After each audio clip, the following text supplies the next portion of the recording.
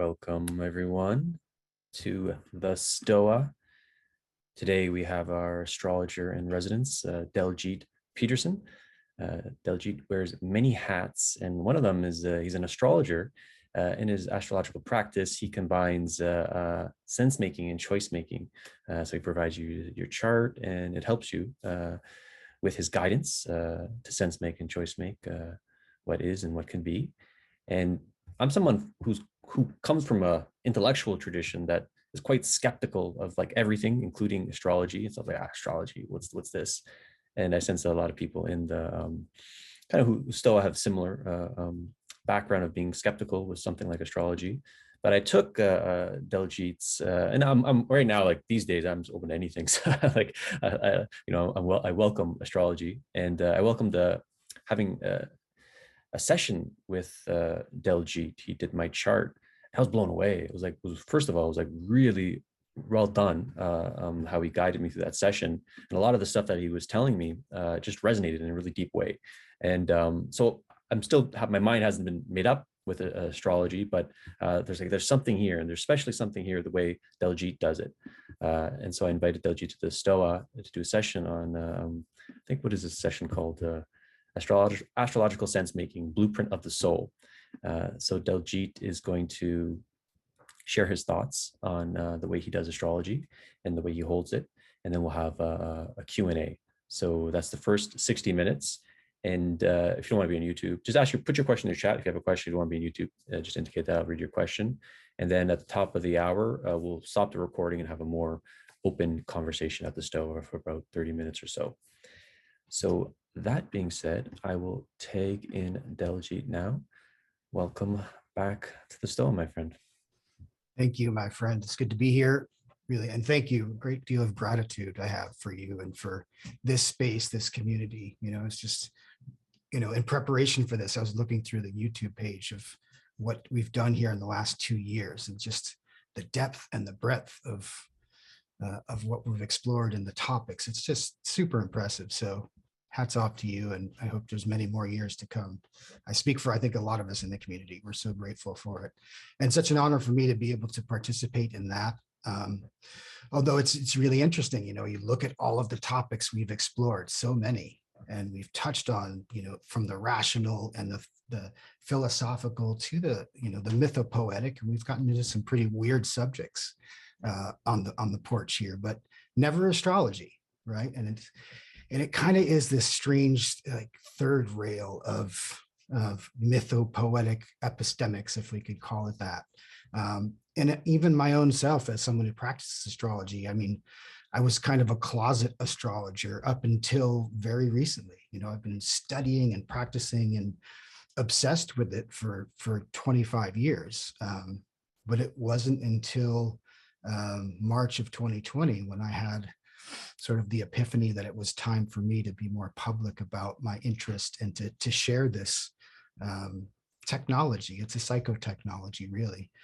And it deserves, I think, to be considered, at least amongst, some of the other ecologies of practice that we're all trying to explore. So, I come as, I'm not an expert by any means. I'm always a lifelong student, I think, of astrology. It's one of those things that, the deeper I've pushed into it, the more it's given me back. And that's what's kept me curious and interested for so many years.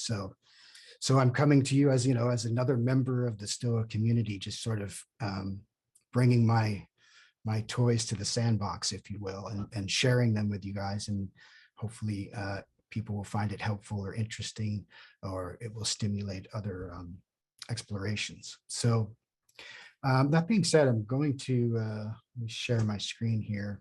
I've got a quick presentation.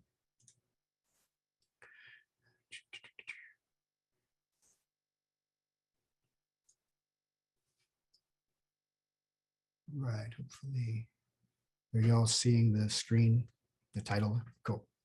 So yeah, we went back and forth on even what to call this session, right? And we came up with astrological sense making, and it seems that sense making becoming cliche, but I still think it's valid, and I use it to make sense of the world. This astrological lens I think is helpful for making sense. And then the sort of byline blueprint of the soul is a phrase that I like to use in my practice because I really believe that our birth chart is kind of a blueprint of the soul. And I like to say if we can learn to read that blueprint, we can become architects of our own destiny. So that's why I have that byline there. And I'm going to start with just a quote from one of my favorite thinkers of the 20th century, and someone who's probably quite familiar to all of us here, Carl Jung.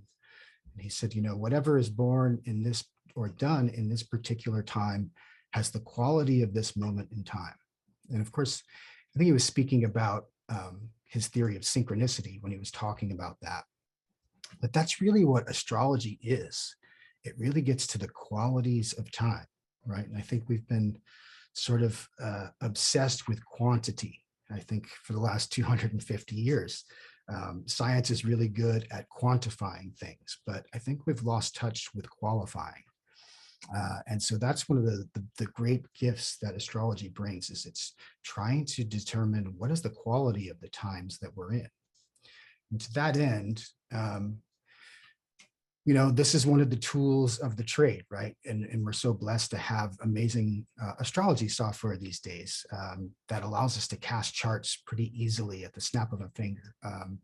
And so one of the things I thought would be interesting to start with is I cast a chart for this very session, right? You can, in astrology, you can say when someone is born, a person or a place or a thing. We can do a chart for a country or a corporation. Anything can have its chart cast. And so this is showing us the quality of this time. If we look at, Toronto on this day. And it's interesting that we chose this day of all days, because today is a new moon. Today is also the Chinese New Year, which is interesting alignment that we celebrate the Chinese New Year, which is the lunar calendar. If we were to look at this chart, and I hopefully I can, through the presentation, we'll be able to see more clearly what all of these symbols are. And astrology really is a language unto itself. It's a very symbolic language, and encoded in all of these symbols are really deep archetypal meanings. We've been working with these symbols as humanity for a couple millennium now. So there's a lot of history into this practice. And what this is trying to do is simply map the sky, right? And another one of my favorite things to play with toys is this amazing software of the solar system. I'm just going to run this demo just to sort of ground us in what we're trying to express here, right? We're trying to find a map of this solar system that we find ourselves in. And, what does it look like from our position here on Earth? Astrology is a geocentric system, which means it's Earth-centered, which means what is, our experience of life on Earth, as the song that we opened up said, right? And that's what astrology is mapping. It's saying, when we look out at the sky, where are all of these stars aligning, these planets? And, this just gives me a sense of perspective as you zoom out from our home planet and our home star in this solar system, and you realize that, we're just one star among millions and billions of stars out on this far arm of this Milky Way galaxy, and just one amongst millions, billions of galaxies. So, it's very scientific, and in ancient times, astrology and astronomy were always sort of studied together. You never think of them apart, where, astronomy is about sort of the meaning or the physics. But what astrology wanted to do is like try to make meaning out of all of these things. So, when we look at a chart, as is the example I have, what is this showing us? So we have to orient ourselves a certain way when we look at a horoscope. And it all starts here at this 9 o'clock position, because what this represents is the eastern horizon, right? So it's east, west, north, south. And so that you may have heard of what we call the ascendant or the rising sign, which means what part of the ecliptic is rising at any given time. And over the course of one full day, one rotation of the Earth, all of the 12 signs of the zodiac will have been seen to rotate in any given day. So that's all we're looking at. If we were to look from where you are now on the eastern horizon, we would be looking at what sign is literally rising. Of course, back there on the East Coast, the sun has already set, right? But if I were to just wind this backwards to earlier today, we would have seen all of these constellations rising, and all of the different planets would have risen at a different point in time, right? So that's what one of the main orientation points of astrology is this rising sign, because that sets the start to any chart. So as we were starting this session at about 6 o'clock in the evening, the sun was literally about to set over here in the west. We see the symbol of the sun here and all of these planets. And then the sign of Leo would have been said to have been rising. And so this is how we orient ourselves in a chart, and we look at how are all these planets interacting. There's this, each of these planets represents a certain function, a psychological function. And when they're in certain alignments, that can represent dynamic interaction between those functions. So whether we're looking at a chart for a person or for a Stoa session, we can get a sense of the quality of the time that person or thing is being born into, and what it's going to be imbued with. So I want to set this aside, and we'll come back to this at the end of the presentation. Hopefully we'll have a little more insight about what and how to make sense of this graphical representation of our sky. So Carl Jung, who figures prominently in this presentation, I'm really fascinated with him. And he was actually little known that he was quite fascinated with astrology. He practiced astrology throughout his entire career. And of course, was the famous student of Freud. They had their split where they had differing opinions about their own theories. But early in their career, they had a series of letter exchanges that have been well documented. And it was interesting to me to find out that, as early as I think it was 1911, in a letter that he wrote to Freud, he said that he was really interested in astrology and calculating horoscopes because he believed that he could find a clue to the core of human psychology. And I think, you might survey maybe 9 out of 10 Jungian analysts today, and they would probably be surprised to hear that Jung was so interested in astrology. It's something that's been sort of expunged from his biography, but it's more is being talked about of late. He also had this famous exchange of letters with the physicist Wolfgang Pauli, who was one of the foundational thinkers in quantum physics.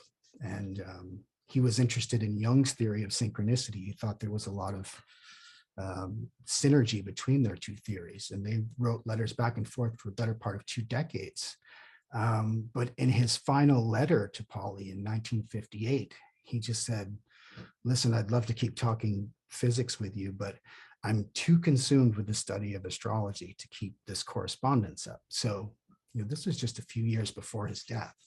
So I think it's interesting that he had his lifelong interest in astrology. And I think it really informed his theory of psychology. And I think astrology is hiding in plain sight, I like to say, within Jung's theories, and I think within psychology in general. And in 2009, they published his Red Book, which he had struggled with whether to publish it throughout his whole career. And it was one of his earliest works, and it was sort of documenting his own process of engaging with his own unconscious. He came to call it, I think, active imagination, which is this technique of engaging the unconscious. And that really exposed a lot about his own process. And recently, the astrologer Liz Green has written a couple of really excellent books about Jung and his studies in astrology.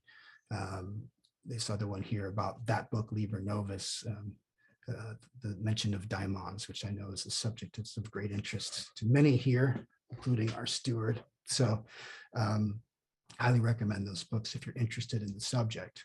But what I want to connect astrology to is Jung's, the personality types that he created. Probably one of the things he's best known for, right? It's fourfold psychological types.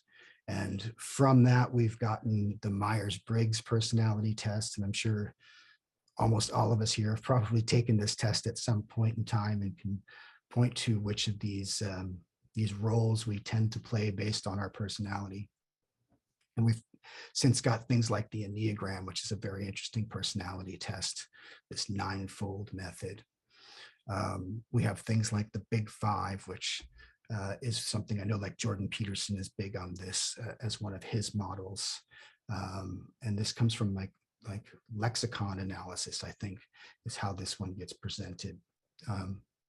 But I think of I start to look at all of the theories that we've been exposed to and the models here at the Stoa and within this liminal web, things like Greg Enrique's universal theory of knowledge, which looks like the tree of knowledge, and I think references the Kabbalah in quite many ways. I think of Benita Roy's great presentation she did here at the Stoa just a few months ago with her sort of model of the self. I see a lot of things in astrology in that. I even tried to recreate the map that she drew that day. Her model, this is still a work in progress. I think about Zach Stein's model of the psyche, his three-part with phases of transcendence and stations of ensoulment, stages of development. And astrology has this built-in sort of developmental stage to its model. And of course, all those developmental models reference Piaget, even though I guess stages is coming off under a little criticism, I guess, since Nora Bateson declared that stages were colonial. But regardless, you've got Maslow's hierarchical needs, but all these incredible models, and astrology, I think, is just one among them. And I think a lot of these models actually share the same source that astrology does. And this is a good example because it's breaking it down into its elemental components, the four elements, the metaphysical elements that we get from classic Greek philosophy. And again, because Jung was so, I think, involved and interested in psychology, I really think he developed those psychological types based on the four elements that are the undergirder of astrology. So, we have these four psychological functions, right? Intuition, sensation, thinking, and feeling. And these align really well with the four elements because intuition is represented by fire, sensation by earth, thinking by air, and water by feeling. And I use it like this is sort of the elemental basis of astrology. And it's like anytime I come across a sort of fourfold model, I'm always curious to how they line up with this, fundamental elemental approach. Because, you can think about things like the great chain of being, right? Where spirit, body, mind, and soul also aligned with these four elements. For those, if you like myself, who are really interested in the Vedic traditions, right? Dharma, Artha, Kama, and Moksha. And these are used in Vedic astrology and are also aligned with the four elements, the idea of Dharma, right path, Artha, which is sort of the material realm, Kama, the desire nature, and Moksha, liberation. Those align with the four elements. And here's one I'm like I said, when I come across a fourfold model, take John Vervaeke's 4 Ps, for instance. And I'm curious, and this is sort of a work in progress, but I always like run this through the astrological model and how do they align, right? And I kind of thought, well, the perspectival mode is sort of this fiery perspective, this big picture, almost intuitional, whereas procedural is very earth-like, very matter of fact. Propositional feels very air-like, and participatory feels very water-like. So again, I'm going to be curious to see if other people saw a similar alignment with this or not. And I wonder even if if John himself has ever thought about this alignment, but curious to know. But just coming back to the Jungian model and this alignment, and I want to take it a step further. So we have this fourfold process, and then I want to introduce the concept of polarity, which Jung also did in his typology, right? So start with the great Taoist symbol of the yin yang, right? The ultimate symbol of polarity. We have the yin and the yang, the masculine and the feminine, right? The active and the passive. And the four elements align in terms of polarity. So both fire and air participate in the yang side of the polarity. They are very extroverted, right? This is another Jungian term where he distinguished extroverted and introverted. So we think of fire and air as having this masculine or active or projective energy. They both are represented by centrifugal force. It's energy that moves outward from the center and out in all directions. I like to think of the metaphor of levity, right? You think about what both fire and air bring. They bring this upward movement, right? Heat rises, air is always above. And we can contrast that with, and of course, notice too, these are all the alchemical symbols for each of these elements. And so fire and air are upward pointing triangles, in contrast to earth and water, which point downward, right? These are the yin essence, right? They're represented by introversion, more of a feminine and passive and reactive type of energy. We could characterize them with centripetal force. It's energy that harnesses, that moves from the periphery to the center. And the sense of gravity, right? You think about water, always seeks its lowest point, from the top of the mountain to the bottom of the sea. Earth, literally the ground beneath our feet. And so polarity plays into how these elements relate, because when elements are of complementary polarity, they tend to mix quite well together. So, air feeds fire, right? Or earth, water feeds earth. But if they are of opposite polarities, they tend to be somewhat incomplementary, right? Fire scorches earth, water puts out fire, so on. And so this helps us understand some of the fundamental ways, as we'll see, how the signs of the zodiac are built and created, and how we can see how they would interact in this 12-fold system that is the zodiac. So we've got two polarities and four elements, and then there's a third function that astrology introduces, and we get this from the Babylonian tradition. This is three modalities of cardinal, fixed, and mutable. What these represent is different modes that this energy can move through. So you have the cardinal mode, which is like the four cardinal directions. It has, again, this sort of centrifugal type quality to it. It's initiatory energy. It wants to move outward from the center in all directions, really generates energy and puts it out there. And then you have the fixed mode. And so what is initiated in the cardinal mode gets harnessed by fixed energy. It brings it in, and again, more of a centripetal type energy. And so it harnesses that power so it can be put to great use. And then the third mode is mutable, which is represented by a spiraling energy. So the energy that gets fixed in that fixed mode, if it becomes fixed too long, it becomes crystallized, right? It becomes rigid, it becomes stale. So it needs to be evolved. It needs to be mutated. So the mutable energy comes and evolves and shares and mingles it so that it can be recycled in a way so that the next cycle can start. The new cardinal energy can reinitiate it. So this is like a three-stroke process. But if we take the four elements and express each element through each of these three modes, right, the cardinal and the fixed and the mutable, well, this combination creates 12 possible configurations. You can have three expressions of fire, earth, air, and water, respectively. And essentially, this is how the signs of the zodiac are created. This is what's sort of under the hood of the 12 signs of the zodiac. We get 3 fire signs, 3 earth signs, 3 air signs, and 3 water signs. And I think it's super, like for me, this is the fundamental understanding of how the zodiac works. It's built on this very specific yet simple sort of number magic, if you will. And so that's how we build the zodiac, this wheel, right? We start with a circle. And as I said, we want to start not, we don't work clockwise from 12 o'clock around. In astrology, we start at that 9 o'clock position and work our way counterclockwise. So this is how we build the zodiac wheel. We start at that 9 o'clock position and divide the wheel into 12 equal parts. And we will assign one sign to each of these 12 parts, the 12 signs of the zodiac.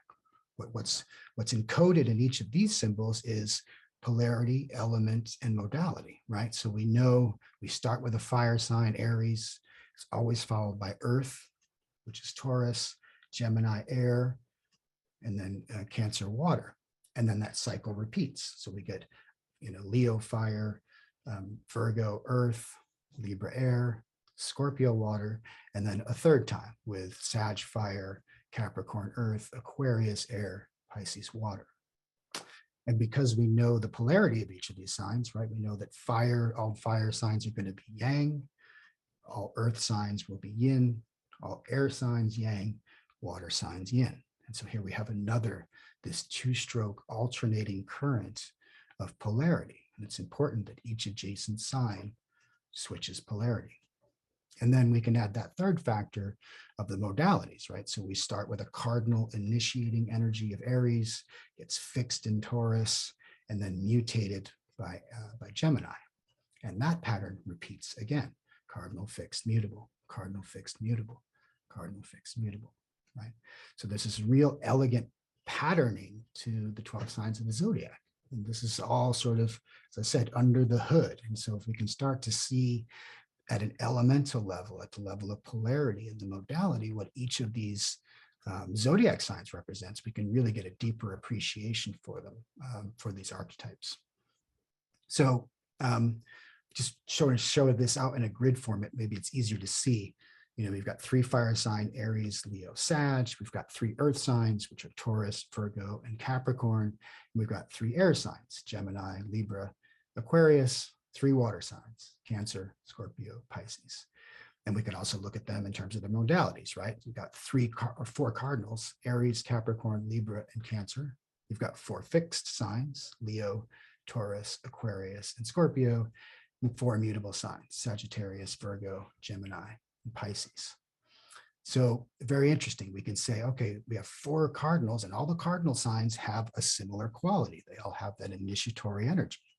Likewise, all the fire signs are of that element of fire. They're yang, they're levitational, they're directional. But only one sign can be both cardinal and fire. That's Aries, right? Likewise, we can have the 3 earth signs will share qualities, and the 4 fixed signs will share qualities. But only Taurus can be fixed earth.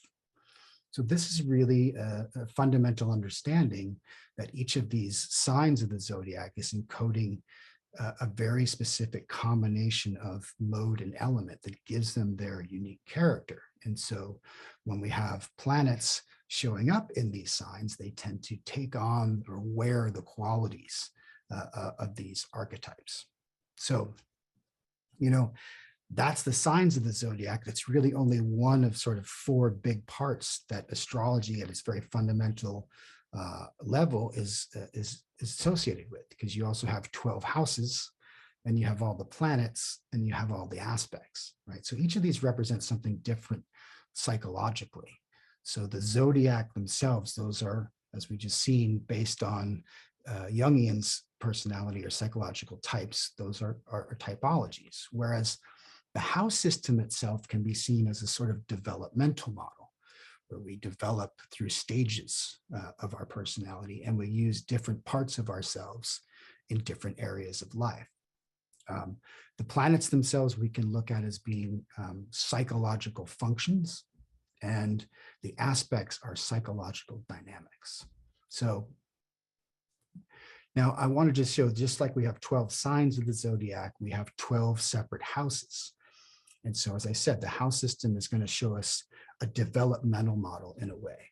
And you can look at this in 2 hemispheres. So all of the first 6 houses, I consider those the me hemisphere. And these are the parts of ourselves we use to figure out ourselves. We use in our own internal personality. Whereas all of the second hemisphere, the upper hemisphere, these second 6 houses are the we hemisphere. And this is the parts of ourselves we use to engage with others in relationship and in the world, in the workplace, in our community. And I think this overlays nicely in the way with, I think, Benita Roy's idea of the egocentric and the allocentric. We can start to think of it in those terms. Another way we could look at this progression is through the tripartite epistemics that we have come to know and use in some of our practices, right? Whereas the first 6 houses are what we use for our first person epistemics, knowing ourselves. The second or the third quadrant here is the parts of ourselves we use to know others. We use these in relationships. And then this last quadrant is the parts of ourselves we use to know and engage with the world. So kind of neat that you can see a developmental model within astrology as well. Again, back to my favorite quote here, qualities of time. And there are 3 factors in the chart that are sort of really fundamental when we start to look at a chart. And that's the sun, the moon, and the rising. They're considered sort of the big 3 of astrology. And each of these is encoding a different certain quality of time, because the sun is telling us the quality of the time of year that we were born or an event started. The moon tells us the quality of the time of month. And the rising sign is telling us the quality of the time of day. And there's a sort of like, I like to call this a tria logos that goes on between these 3 fundamental symbols, certainly of our personality. Whereas if we think of the sun as representing the self, it's sort of, I think of it as the light of our souls. It's who we know ourselves to be individually. Like this is who I am, right? It's our sun. That's what we identify with. And it's why sun sign astrology is so popular, because we can all sort of identify with ourselves as, oh yeah, I'm that. I'm a Gemini sun. I'm a Leo sun. I'm a Sag sun, whatever. Now, the moon represents our ego, right? This is sort of, there's this process where the light of our self and our soul is reflected in our moon, much like the moon reflects the light of the sun, right? We use our ego to create and generate a self-image, the image we create of ourselves. And then that image gets projected into our persona, the mask that we wear, what we present ourselves to the world, which is symbolized by the rising sign or the ascendant in astrology. And like I love, there's a really great sort of metaphor for how this tria logos works. And I like to use the example of a movie projector, right? And in this analogy, I think of the film itself as being our soul, right? We come into this lifetime and it's like we have imprinted many lifetimes, images of past lives missed or lived. And so they're imprinted on our soul. And so what we have is that light in the projector that illuminates the film. The light is the light of the sun. It's the light of ourself. It's our source, the source of our light. But that has to get focused, right? Because it's just diffused light. Unless you have a lens to focus that image, there's no image produced. So we can think of the moon as being our lens, our ego, where we focus this image of ourselves. And then we project that out into the world, onto the screen of our persona, literally a projection. So if you can think about it in those 3 terms, you can see this sort of this dialogue that takes place where, okay, I am my sun. This is who I am. This is who I'm becoming, this individual expression. And then we reflect that in this ego structure that we develop, and we create an image of ourselves and we project it out into the world through our personality, right? And then, there's a constant feedback from the world, right? We may present ourselves to a sibling and to a friend or to a provincial mate, right? And we get feedback on how that image was received.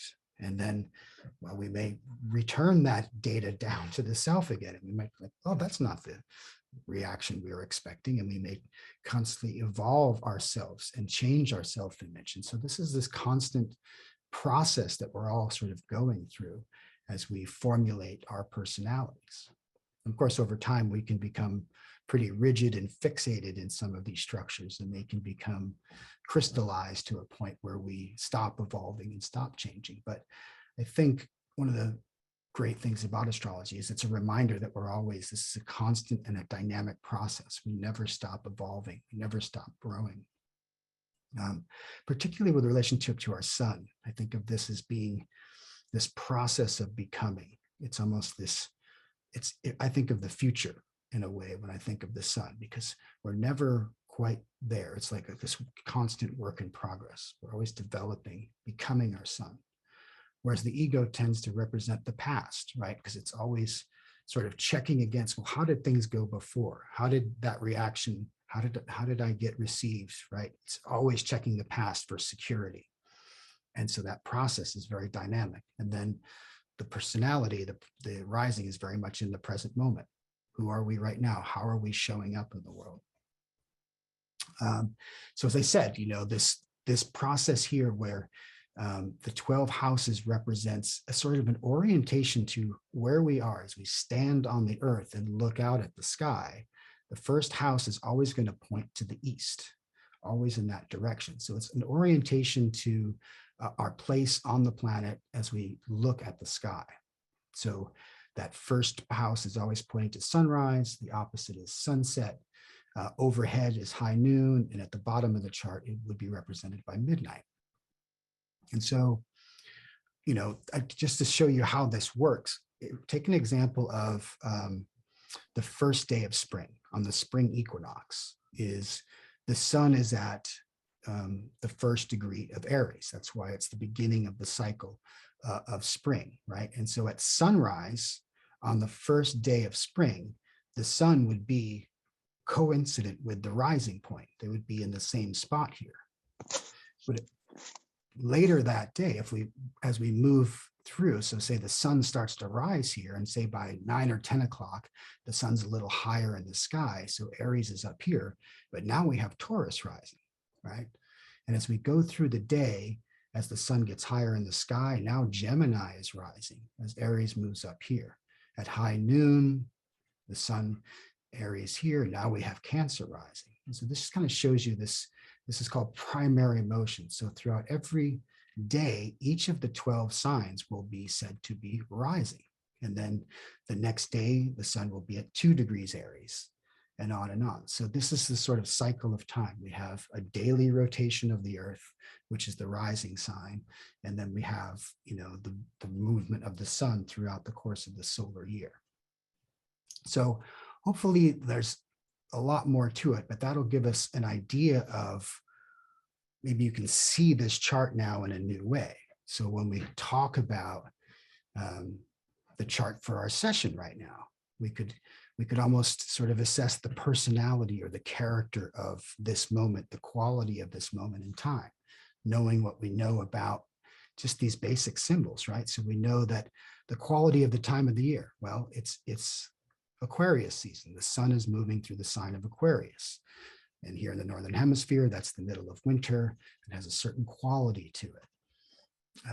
Aquarius is associated with, it's a very future-oriented sign, right? We can think about it. What does it mean elementally? Well, it's an air sign. So we associate it with the mental function. It's very much about ideas and ideals, right? But it's also a fixed sign. So it can be very rigid in its thinking.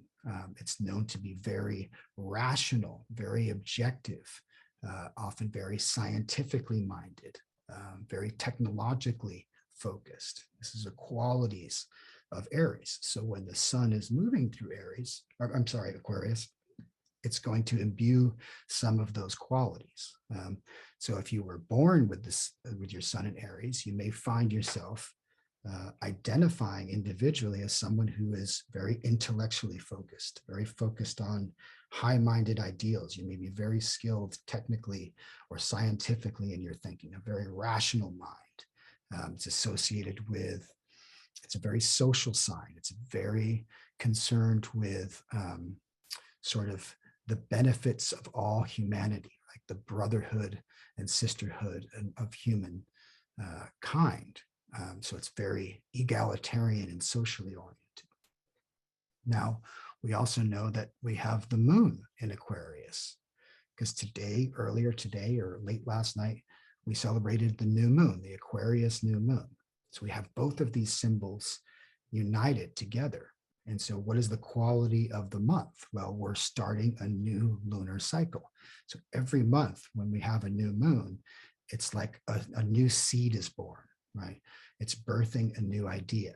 And this is the lunation of Aquarius. We're having an Aquarius lunation. So we can expect to have the qualities of Aquarius as we move through the next 28 and a half days. And so that's a very unique expression of this quality of time right now. We're having this feeling of newness. Now we also see that we have Saturn here almost exactly in the same spot as the sun. So this would be a Sun-Saturn conjunction. Saturn in Aquarius. And what would that mean? So we can start to see how those two symbols would be working together, where you have the sun, which is the expression of individuality, it's creativity, it's the force of nature, being commingled with Saturn. Well, Saturn is the great rule maker. It's the limiter. It's the taskmaster. So when these two energies combine, one of two things could happen. It could either be a lot of energy to do very practical, useful, structure-oriented things, or we could have our sense of individuality and freedom of expression being dampened down by Saturn. We could be burdened with a lot of duty and responsibility. And then I can also say, well, this is also taking place in the 7th house, right? This is the beginning of the we hemisphere. This is the part that we would use to negotiate our one-on-one relationships, right? So this is a very ripe time to be having dialogues with others. It's really all about how do we express and communicate with others, right? How do we express our individuality? How do we recognize the structure and the limits and do something, build something that is of durable, lasting value, Saturn, connect it to our emotional nature, right, with our moon, all under the umbrella of an Aquarian theme. What is the focus on the betterment of all humanity? What is a great future-oriented, progressive, idealistic mindset, right? So kind of appropriate that we're having this kind of conversation under the quality of this time, this energy. This is just one way we can look at it, right? It's all opposing this ascendant, this rising sign. So the personality, the mask of this moment, if you will, has this Leo quality, right? It's all about this creativity, the self-expression, right? The authority, the dignity, the pride, the generosity. It's the sun rules Leo. So it has this very sort of prideful quality to it, in opposition to the sun, because this event took place near sunset. So those two are in opposition.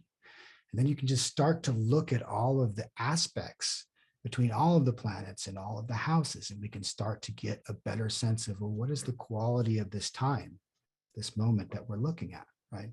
We're in a period where all of the planets are occurring in just one sort of sector of the sky. If we were to go back to that map, right?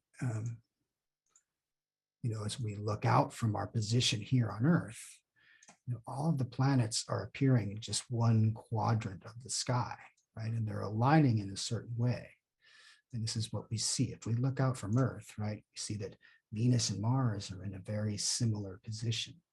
Likewise, Mercury and the Sun and Pluto, all in the same part of the sky, right? And so what we've learned is that when these things align in certain ways, and what astrology is really the mandate of astrologers is to observe and to correlate. So for the past several millennia, we've been observing and correlating. Well, what is it like when these certain planets align in this part of the sky in this way? Is there an effect? Can we sense into something that's happening and sense the quality of that time? And that is really the essence of what astrology is.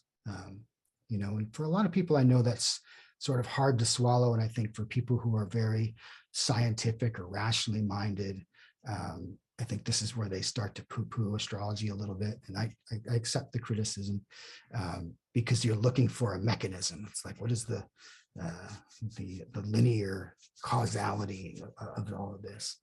And it's not quite obvious. You can't say, oh, Venus causes us to be emotional. And when Venus and Mars are aligned, it causes us to want to embrace and get together, and it enhances our partnering energy. But that's what we've been observing over many, many centuries. And it's kind of interesting, and I just will point this out, as recently as I think it was 2019, right? Science discovered that the sun's solar cycle is governed by the alignment of planets, right? And this is pretty interesting. And as astrologers, we just kind of get kind of gleeful when we see stuff like this, because, as they started to look at it, they realized that, the solar cycle that controls the magnetics and the frequencies of the sun flares that really affect things here on Earth seem to be governed by the alignment of the Earth, Jupiter, and Venus, which is pretty fascinating because in ancient astrology and astrology in general, Venus and Jupiter are aligned. They are both considered the benefic planets. And so their energy combines in very powerful and palpable ways. So I think it's just really interesting how, and I've always sensed this, like that the actual technology and science is sort of catching up to some of the intuitive knowing that we've had with us as a species for a long, long time. So just food for thought for my scientifically minded friends out there. So that's what we're looking at, right? We're looking at, it's like, how do we make sense of this? Is this meaningful? And over time, we've observed that these planetary archetypes do seem to have meaning. They have resonance. They're speaking to us in a way. There's a language to it. There's this archetypal language, this archetypal dimension. And so that's what I really think astrology is wonderful for. It's what I've used it for myself personally. It's like the ability to understand myself in new and profound ways that I never could access before, accessing many other parts of myself in a new way. And just so as a way of demonstrating that, I'm going to just share my own chart so that you can get a sense of not just talking about an abstract event, but let's talk about a real person, right? And so, I could describe myself through this language of astrology. And as if we look at my chart, well, we'll see that, so I have a sun in Gemini. So what is that going to tell us about Daljeet's individual expression? Well, he's a Gemini, right? This is an air sign. It's very communicative and expressive. He's just obsessed with ideas and the exchange of information, a very sort of talkative, gregarious type of personality. And that's very true. I've always identified with Gemini. Gemini is ruled by the twins, right? This idea of duality. And I'm obsessed with symmetry and duality and being of two minds. We also see that it's in the sign of, or it's in the house of 7, the house of partnerships. Well, you'd be surprised that throughout my career, I've always done things in partnership with others. I've had a stint as a screenwriter.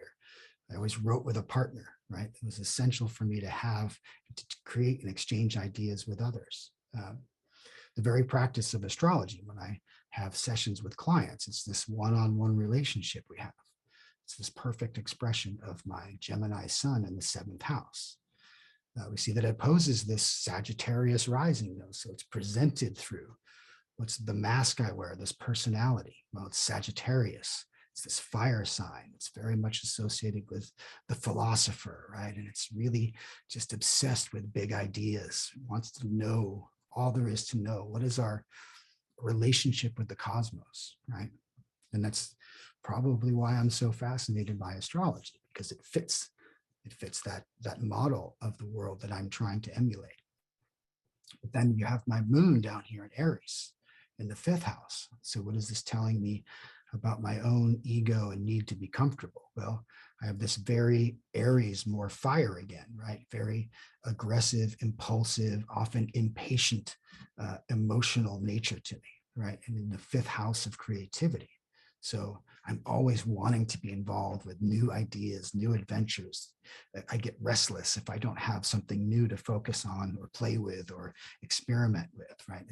I constantly need that comfort of newness and excitement and endeavor.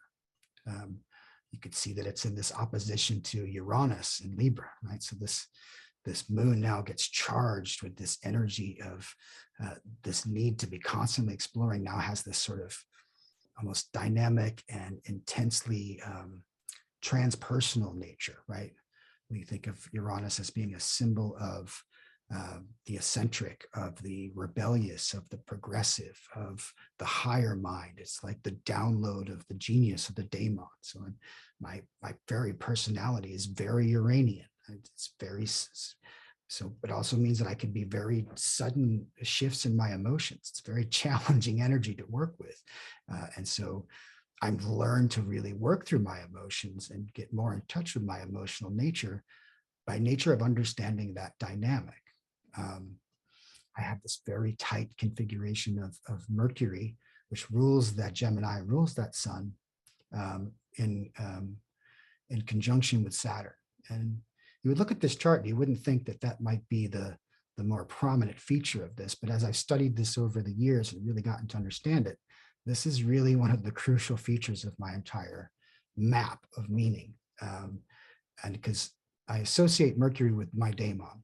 And there's this actually ancient Greek astrological technique that will allow you to determine which archetypal planetary archetype is your daemon working through.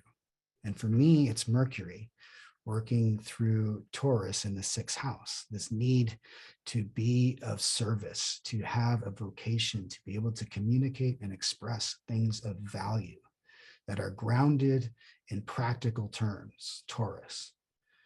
And it's conjoined here with Saturn. There's this, again, Saturn is the symbol of limits and restrictions and of discipline, of value. It can be of gravitas. It can be associated with depression and limits, loss, suffering. It's a pretty heavy symbol.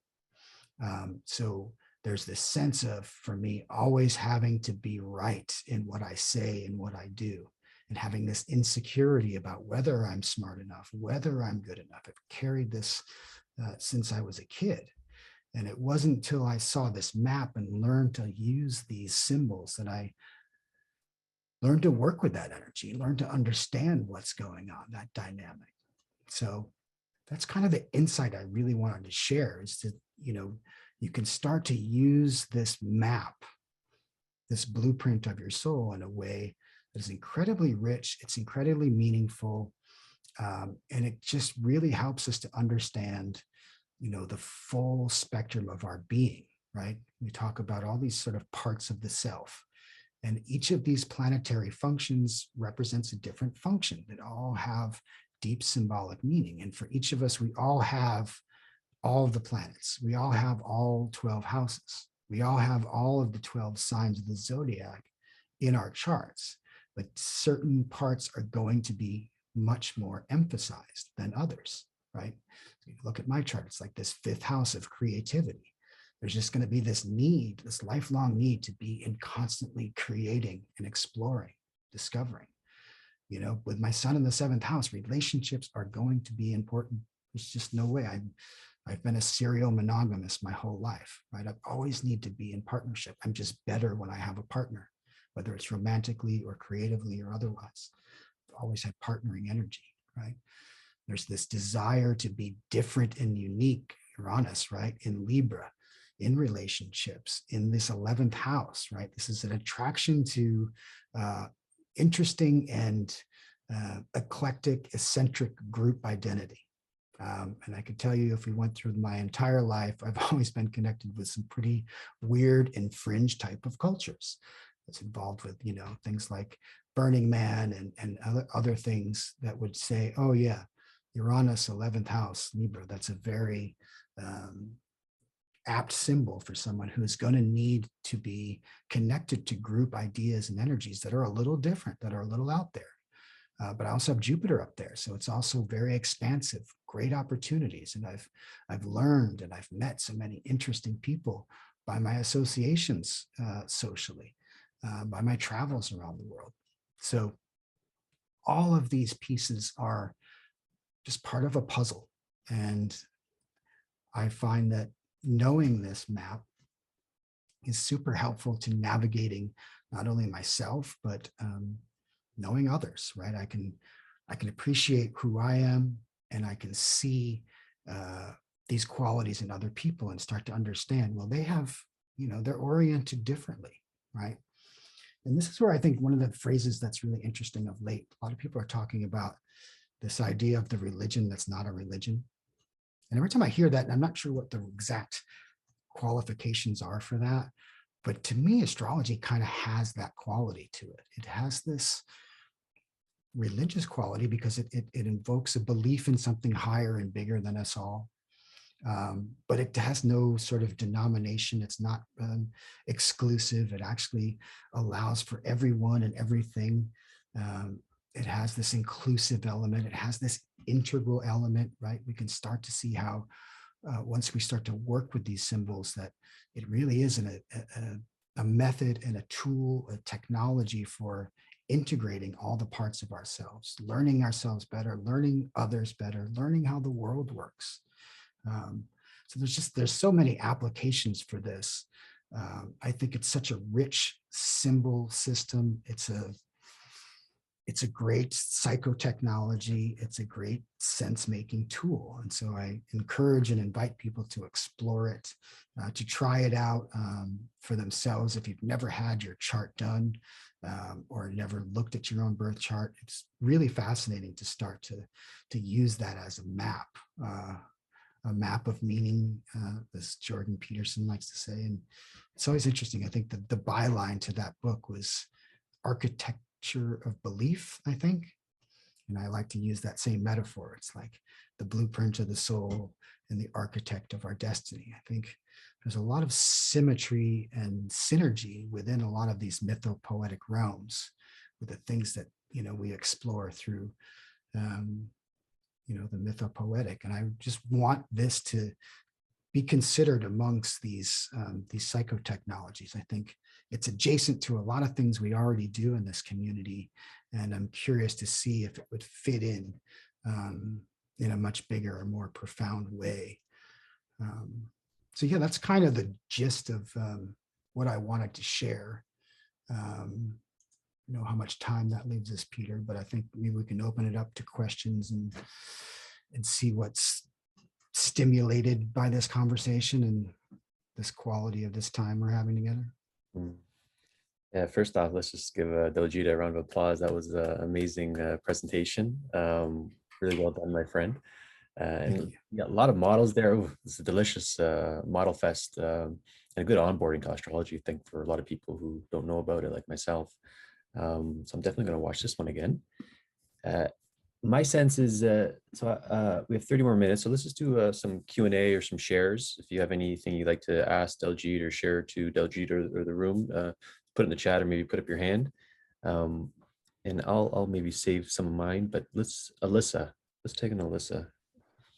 Thanks, Peter. Daljeet, that was a great presentation. And I wanted to expand a little bit on the point you made towards the end about the importance of working with these mythopoetic systems and ask you about the role of mythology for astrologers. It's something I didn't hear you talk about too much, but how closely do astrologers follow mythological systems in relation to the planets, like connecting the planet Saturn to the stories of Kronos, the Hellenistic figure, that devouring father archetype? Do you find value in adding this to your form of astrology? Do you see other astrologers tracing back into time and talking about those stories as well? Yeah, it's a great question. Yeah, I think that comes down to a person-to-person basis. I myself, I'm very much connected to the mythology, and I think we have to look at it in terms of, I think they co-evolve together. And I always wonder, were the gods named after the planets, or were the planets named after the gods, right? And I think those all were sort of happening. They were co-present in these ancient civilizations. as these systems were brought into existence. So yeah, I think there's such a rich resonance with it. And that's one of the, I think, the real appeals of astrology, because it opens us up to that archetypal dimension. It allows us to, I feel like we can partake in the myth and in these archetypes. And I think that's what, you know, the ancient philosophers were getting at. I think that's why, if you look at, you know, everyone from Pythagoras to Plato, you know, they were really, you know, I think they would have used astrology as part of their sense-making toolkit. And so I think it's worth exploring. And I think, you know, we gain access to that mythical or archetypal dimension.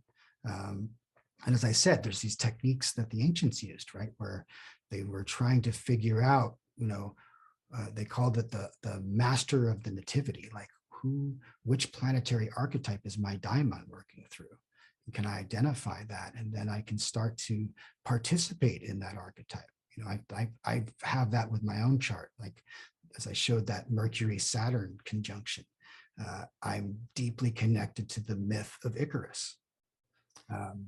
Because there's a lot of this fire energy, this very youthfulness that I have, like that Aries and that Gemini. It's like, it's very youthful. It's like, it can be very much the puer archetype, right? The eternal youth. And I have a lot of that energy, where early in life, I probably went too far, too high, too fast. It got too close to the sun. But I'm lucky that I have that Saturn, because that's the Daedalus. That's the wise old man, right? It's the Senex that there's always been a person in my life, or even something internally, that has allowed me to access a much deeper wisdom, and sometimes a wisdom beyond my years that I didn't know where it was coming from. And so I've been learning to work with that archetype and that combination, that constellation of archetypes, in a way that's so much more meaningful. So it gives me the ability to participate into the myths and to breathe new life into the myths. I think that's what we all have the capacity to do. I think it's a real exciting way of connecting to the mythopoetic and to breathing life into them, because, you know, these archetypes, they're ancient and they're eternal, right? Yet they're ever evolving. You know, each one of us gets to participate and evolve these archetypes. And to me, that's just fascinating. So yeah, I hope that answers your question, but for sure, I think they're deeply connected. It does. Thank you. And I can see how connecting back to those stories really grounds what can be a little bit abstract about astrology and make it more real. So thank you again. For sure. Yeah, you're welcome. Bob, you had your hand up. Yeah, no, thanks for the presentation. It was phenomenal. It was really solid. And I've been attempting to practice for a while. And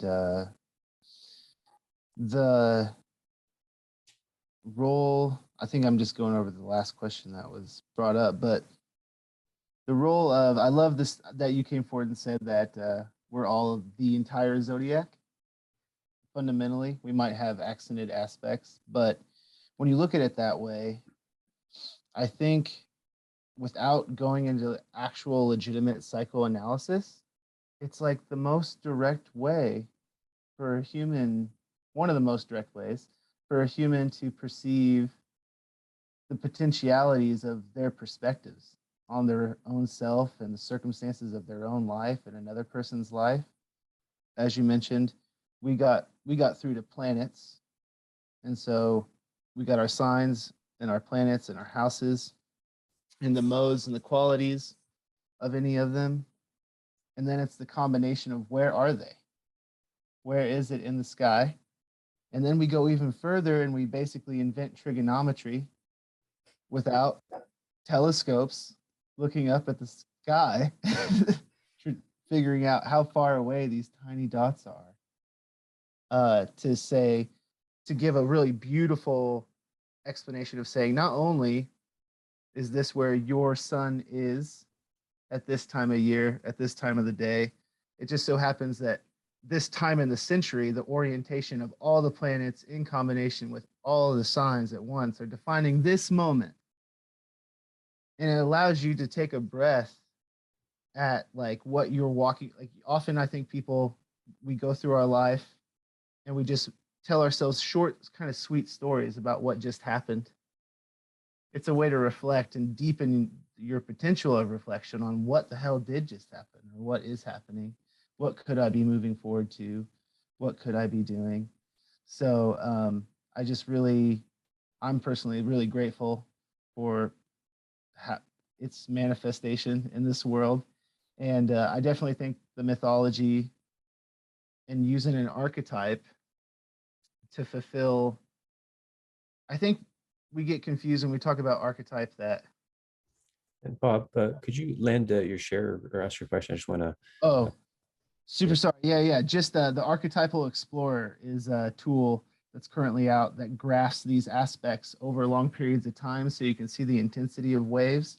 And one of the current ones is the Pluto return for the United States, which is a profound transition. So if you haven't looked into it, it's kind of lining up to show how peculiar things are and how peculiar things line up with current events.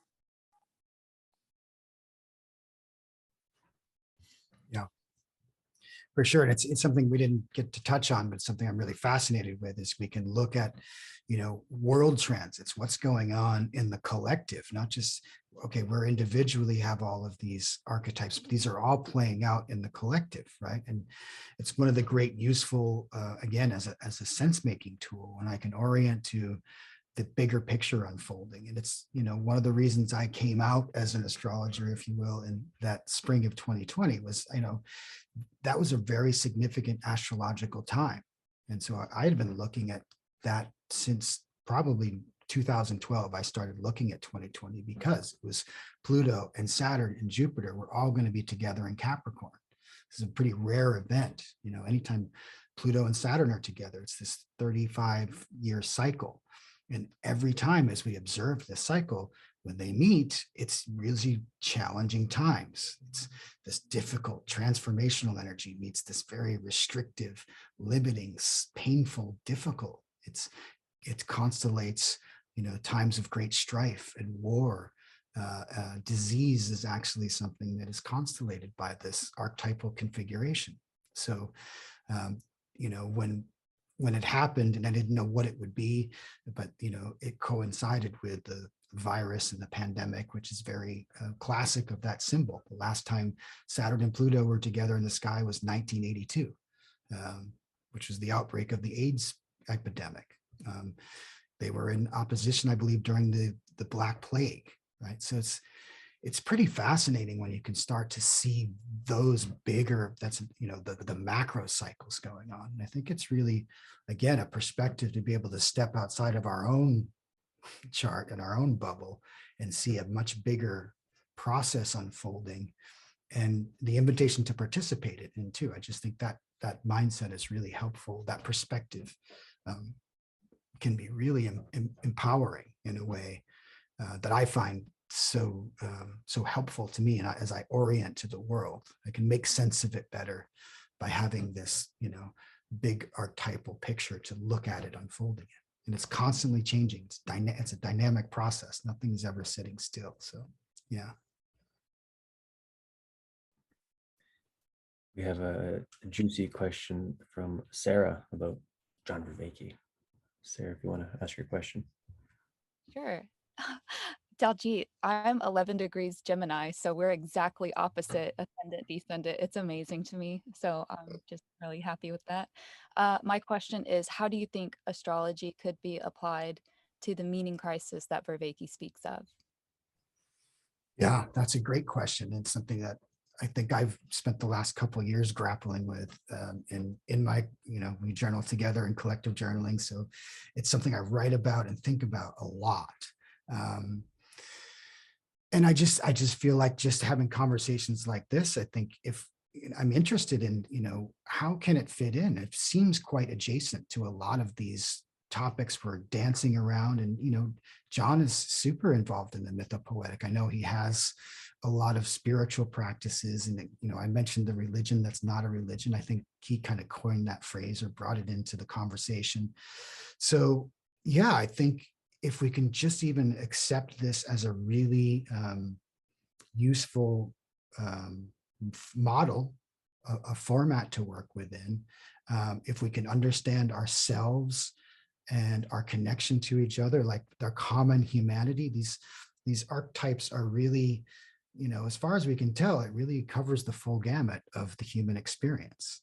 You know, one of the other things I'm really fascinated by is the astrology of generations. Like, I think it would give us a whole new perspective on who we, I think of us as a collective of souls. We all incarnate together. We all have this generational identity, right? Well, we all have a sign that we share as a generation. And as I showed how that cycle is, there's a very deliberate pattern to this 12-fold process, where if the Leo generation was born, the boomers, right, followed by the Virgo generation, the so-called Gen Xers, well, there's medicine that each one of us has that we can share, that we're bringing our collective gift. That alone, if we could have that perspective on what's unfolding, how we're all fitting into society, we're all here to bring something together to the collective, I think would go a long way in some of the culture wars that we're involved in. But yeah, I just think that it's meaningful, and it's re-engaging us with sort of it being embedded in a live living universe versus one that's dead and meaningless, right? It's like, that's what I love, and it's what I'm attracted to. I'm a Sag rising. I'm the ultimate optimist. I'm like, yes, there is a bigger purpose to this. What is it, and how do we understand it? How do we share it? How do we communicate it? How do we express it? So yeah, I'm hoping that it could be more part of the conversation, that it is something we're all looking for in a way, right? I think, and I would love to see that evolve even within this space. You know, can we? I keep thinking about Nora Bateson's concept of warm data, and I don't even know technically what that means in complexity science. It's way over my head. But when I hear her say that, I always think, oh yeah, that's astrology. Astrology seems to me to be this warm data. It's not so obvious, but it's like we can start to see these patterns and recognize, you know, who we are, what we are bringing to the table, who the other is. Can we align in ways that are, you know, I think that would be wonderful to experiment with. Like, you and I, we have a certain energy based on our chart, and we can have a conversation about it and go, oh, I can see you have that gift and I have this, and maybe we can start bringing things to the community based on that. Like, that would just, I mean, that would thrill me to death. But yeah. Any follow-up, Sarah? No, I'm so impressed by your presentation. So wonderful job. Thank you. Thank you. Thank you. And you definitely got to save the chat before you go, Daljeet. You got some reading fans there. Aaron, let's take you in for perhaps one of the last questions. Hey, Daljeet. Thanks for the presentation. Very impressed. The way that I interpret something like astrology is that it's kind of a projective medium as like a tool of divination. And the way I see it, there's always sort of a tension between making the medium your own and sort of improvising your own sort of relationship with the medium versus following established rules that other people have already created. And astrology seems very much the latter, like there's like very strict rules to follow.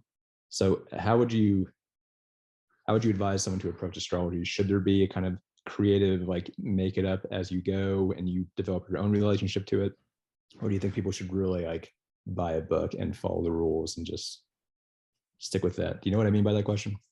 Absolutely. Yeah. It reminds me of an old, you know, question from filmmaking too, or any trade. It's like, you got to learn the rules before you can break them, right?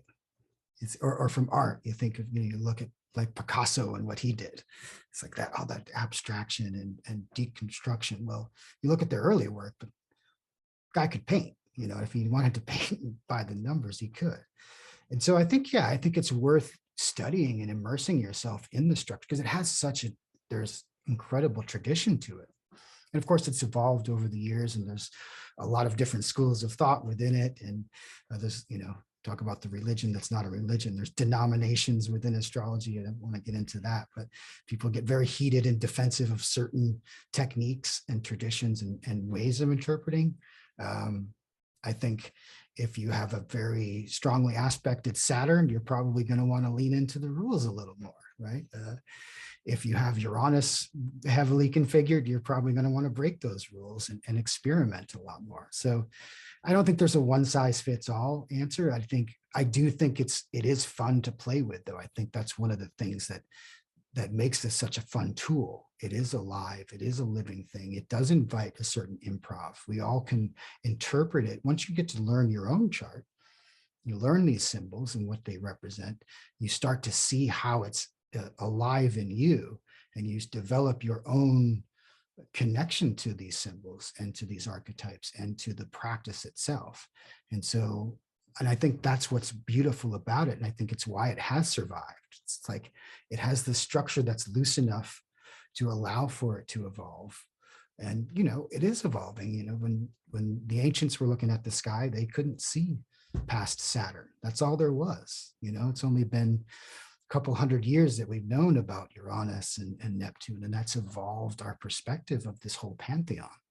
Pluto's less than 100 years old, or our knowing of it, even though it's always been there, right? So we're continuing to evolve the practice and the format. And I think the more you can engage with it, like I said, we're all involving the archetypes together. So, I don't think there's a yes or no answer to that. I think it does depend on your constitution, right? Some people will be, and I can tell, like, oh, that person's got Saturn probably pretty prominent somewhere in their chart because they are by the book. We will follow the rules, kind of thing. So, it's up to you, I think, on an individual basis. But does that answer your question? I'm not sure I got exactly to it. Thank you. Yeah, you're welcome. I think we can also sneak in Kevin's question. We've got 10 more minutes. Kevin DeLand. Let me come into the light. Hello. Hey, Daljeet. What's up, man? What's up, buddy? Yeah, my question was about nature versus nurture. Like, so you said, you have some, I think you had some, like, some Saturn qualities or something. And I wonder, like, because to me, it seems like astrology seems very, like, nature oriented. But, like, how do I know how much I get from, like, my astrological chart versus, say, like, being raised a certain way, right? Like, maybe, my parents are a certain way and they were raised a certain way. I wonder how you think about that and all the different interplays between, say, your parents, siblings, etc. Sure. Yeah, no, it's a great question. It's like fate versus destiny too, right? Like, in my personal philosophy, I believe in the transmigration of the soul, right? And so that, we are in this life, we come into this life and we sort of choose this pattern. We choose that moment to be born on a soul level, because that configuration gives us the tools we need to evolve as a soul. So in a way, we could say we choose those parents, and if you had a difficult or a stern or strict dad, my dad was a drill sergeant and a corrections officer, right? And we butted heads a lot when I was growing up. But did I choose to have that configuration, as I point out to, like, as I've discovered this relationship I have with Saturn, the need for a discipline, the need for a Daedalus, for an Icarus. So that's the way I look at it, so that nurture comes from the needs of the soul of nature, the acorn, to use Hillman's, metaphor, that in order for it to grow down into itself, it needs certain conditions. It needs this certain kind of soil. It needs that environment. So I don't separate them in that way. I like to think of it that the nature of the soul is bringing to it what it needs in any lifetime. It's just my personal philosophy. I don't know if everyone would share that perspective. If you asked 100 astrologers, you might get 100 different answers. But to me, that's my perspective on it, and it's helped me to accept the nurture part of it a lot more, because you feel like, well, that's something I don't have control over, right? I didn't choose my parents. Well, maybe we did. I don't know. What do you think?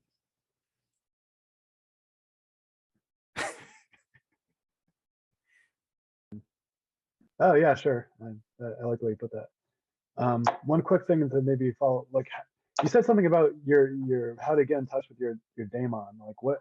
How do we all figure, like how do I figure out which house my daemon is in? Like what's up with that?